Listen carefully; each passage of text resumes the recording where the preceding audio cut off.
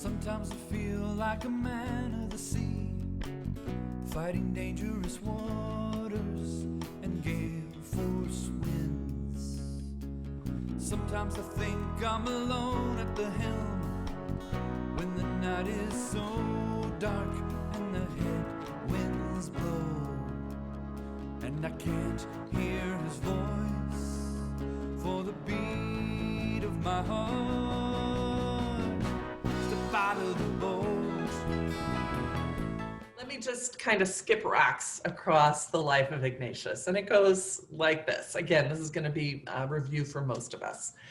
But Ignatius, born in 1491, he and I have a lot in common in that he was the 13th child in his family. And so I feel a kinship to that.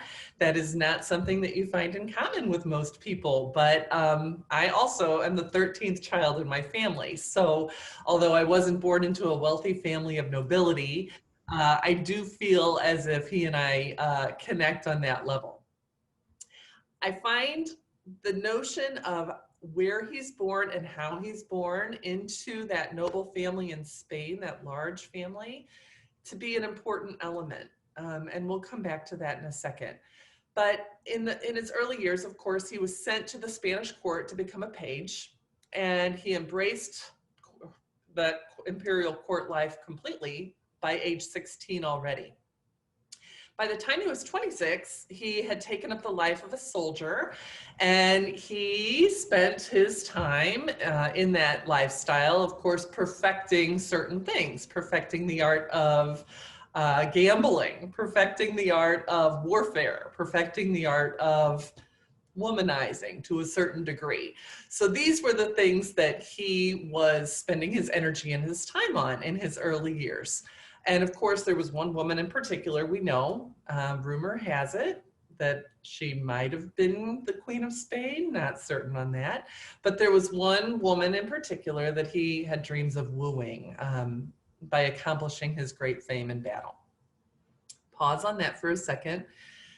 First part of his life, the circumstances he was born into. The second part of his early life, the question of what are our initial desires and our initial dreams.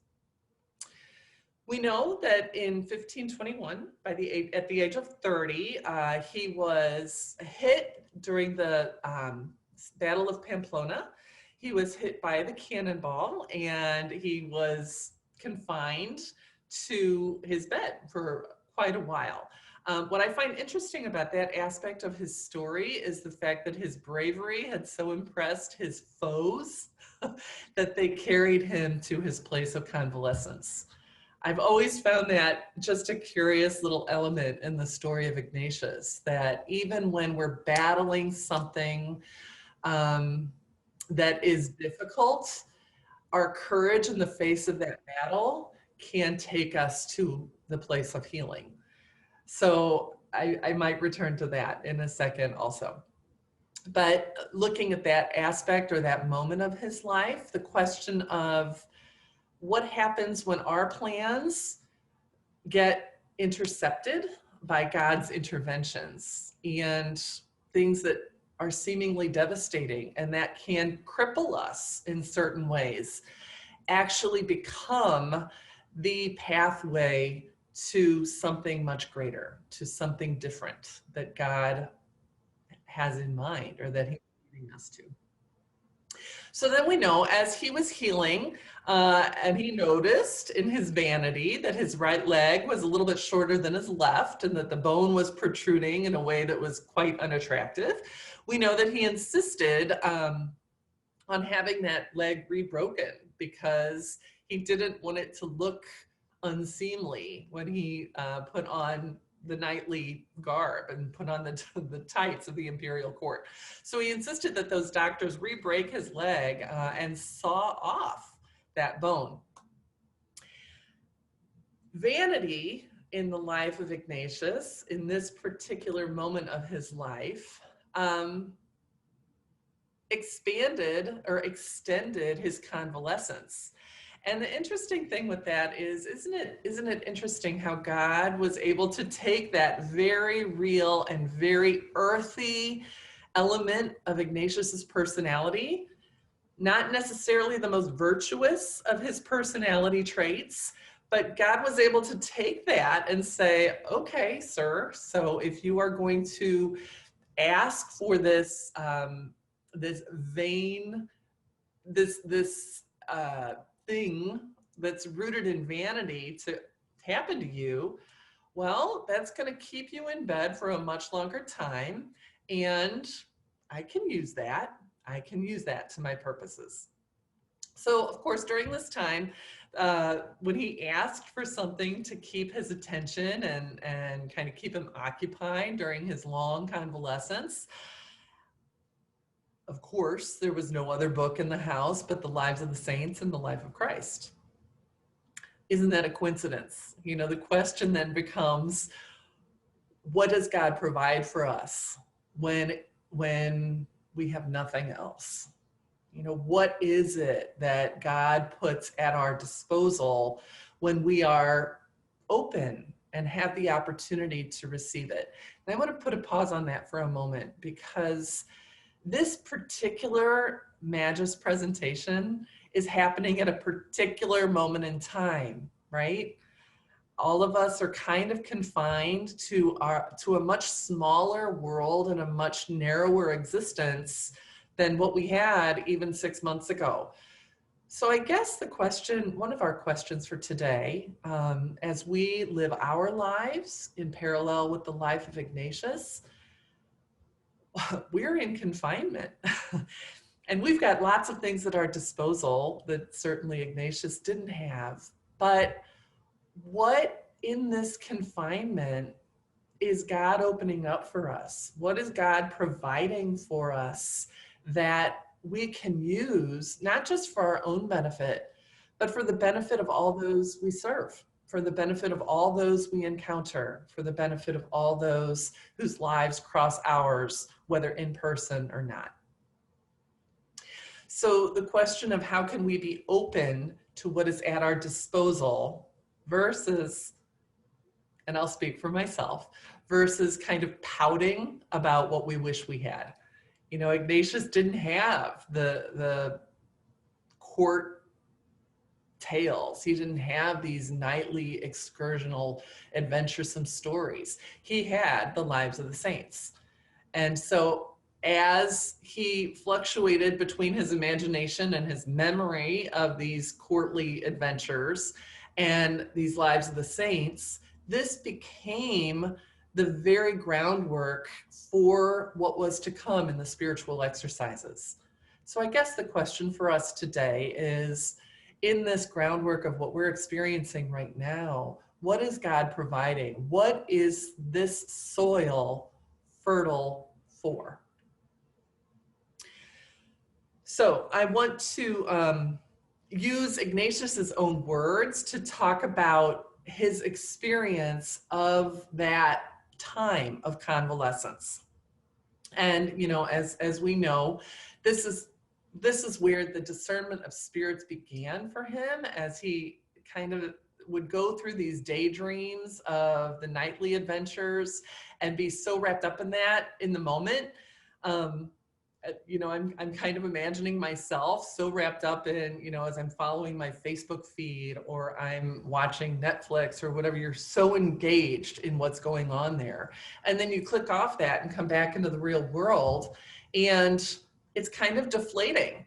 Like that shift, or that gear shift into what is fiction and into what is real, can leave you, I'll speak for myself, and I don't know if this is a common experience, but it can leave you kind of disoriented, can leave that feeling of deflation is very real. So I'm imagining, as I was thinking about Ignatius and his life in our context now, that feeling would be somewhat similar. And so that realization, as Ignatius would go through those daydreams of winning this lady's hand and doing such noble deeds for her, and then he'd come back to real life in his bed with his leg, and I imagine it as he described it, would be somewhat deflating. But as he read about the lives of the saints and he imagined himself doing those great things, that spirit that lifted him in those moments stuck with him. So this is what he said about it from his autobiography. And he's speaking of himself, of course, as the pilgrim. He says, when he thought of worldly matters, he found much delight. But after growing weary and dismissing them, he found that he was dry and unhappy. But when he thought of imitating the saints in all the austerities they practiced, he not only found consolation in these thoughts, but even after they had left him, he remained happy and joyful. So I think as I was preparing for this and praying about this, the question of, what is it in these days of our own experiences that when we finish that activity, our spirits are lifted? Or, we have a sense of optimism or a sense of hope again. What are those activities? There's something to recognizing what those are. And it's not an accident that I started, in my greeting today, talking about the weather outside. I get out there this morning and it was energizing and it is life-giving and it is renewing. And those things are something to pay attention to. What are the things that lift us? So he finishes his convalescence, and of course, then he decides that he's going to make a pilgrimage, and he makes his pilgrimage to the place of Montserrat. And at Montserrat, he leaves behind his sword on the altar of Our Lady, Mary, and he chooses this to be the woman, the lady for whom he will dedicate his life for great adventures. So he leaves his altar at Our Lady, leaves his sword at the altar of Our Lady, and takes up the garb of a pilgrim. He heads to Manresa, where he stays for about 10 months, where he's praying. And as he described it, he's really paying attention to the internal movements of his soul. And at Manresa is where he encounters the experience of God wanting for him the fullness of life. I find that to be just a beautiful statement, that God desires the fullness of life for him. This is where he realizes that. And as he sits on the banks of the river Cardinal, he has an experience that enables him to see God in all things. So all of these expressions that we use throughout Ignatian spirituality, a lot of them are rooted in Ignatius's experience at Manresa. He says at that moment on the riverbanks that he learned more about God in that single instance than he would for the rest of his life.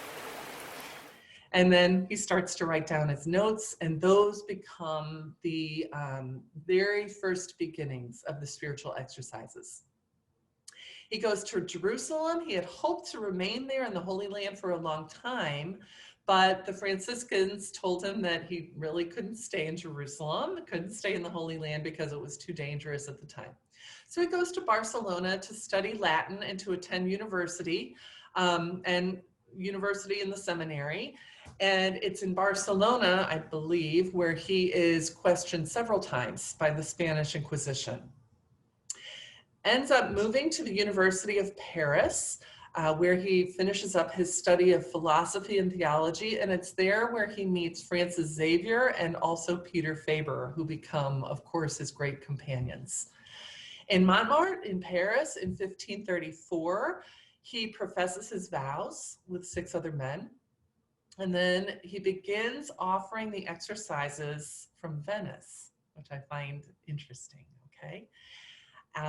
The Society of Jesus is formed in Rome, and the Jesuits vow that they will go wherever they are needed and offer to the church a spirituality of being contemplatives in action. So I do believe in 10 minutes, we just kind of gave an overview of the life of Ignatius that, of course, most people take entire careers to write about. So obviously this is just a review for many of us, but it's a setting for how Ignatius was able to engage in the life of God and respond to what God's movements were in his own soul in order to provide something of lasting value for the spiritual life of many, many, many people to come. You know, as we were going through the life of Ignatius and thinking about how the spiritual exercises first came to be, here are some of the things I'd like to ask us to think about today, just for reflective purposes. In the life of this man, his own life and his historical circumstances created the groundwork for what God wanted to provide through him for us. So I guess I'd like you to think about Ignatius on one side of your thinking, but think about how this operates in your own life, particularly for this ministry that you've been called to of sharing the spiritual exercises that have been carried down from him from the very beginning. So how does your own life and your own historical circumstances contribute to how God is inviting you to participate in this ministry? Even for Ignatius, his own initial desires and dreams, you know, how he spent so much of his energy, you know, striving for what he wanted, even if it wasn't where he ended up, that those initial desires and those initial dreams were used by God. So in our own lives, you know, what was it that when we were a lot younger, what was it that you wanted to do? What were your initial hopes and dreams for your life? And how might now, in hindsight, we be able to look at those and see that God was using those for good? I've spent much of my life teaching teenagers, and I always find it interesting how at age 15 or age 16, they're completely sure of what they want to do with the rest of their life. And so confident that this is exactly how it needs to go, and this is exactly where it needs to get. And if it doesn't follow a particular path, they're going to be miserable for the rest of their lives. Well, isn't it interesting that even in the life of Ignatius, he had all these grand plans, and then a cannonball interrupted them and moved things in a different direction. So just for a moment, think about yourself and how have your own plans been interrupted by God and actually taken you to a different place that became less egotistical and more inspired? How has, as with Ignatius, even his weaknesses and his failings contributed to that greater good? Isn't it the same for us? Interesting, as he laid in that bed and was open to what was available to him, there was a certain disposition that he brought to that experience. The same is true for us. How can we be attentive and responsive to what it is that God provides for us? And how can all of this play into and develop and strengthen and nourish our own relationship with God? So, you know, these are just bullet points that I think are the intersections between Ignatius's life and history leading up to the development of the spiritual exercises and our own. All right. So then when it comes to the actual exercises, for Ignatius, these were the primary instruments to discern God's call in our lives. Their purpose is to bring us into greater union with God, growth in faith, hope, and love. They are, in Ignatius's mind, the preparation for and the sustenance of our own relationship with God in service of God's people.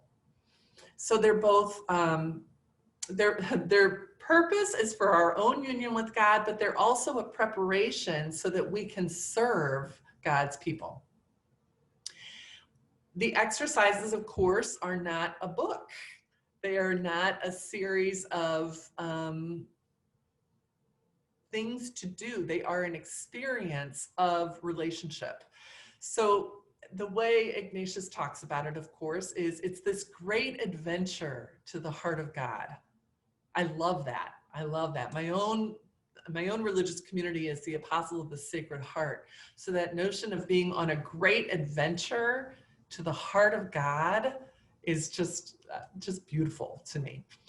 And it's that adventure that is to engage the real and present needs of the world today. So, as we think about that, oh my goodness, we're bombarded with the real and present needs of the world today, whether that's in the natural disasters that are happening when you turn on the news and you realize how many people are suffering so badly. When you turn on the news and you realize that our nation right now is at a critical point and the needs are so important and so right there in our face.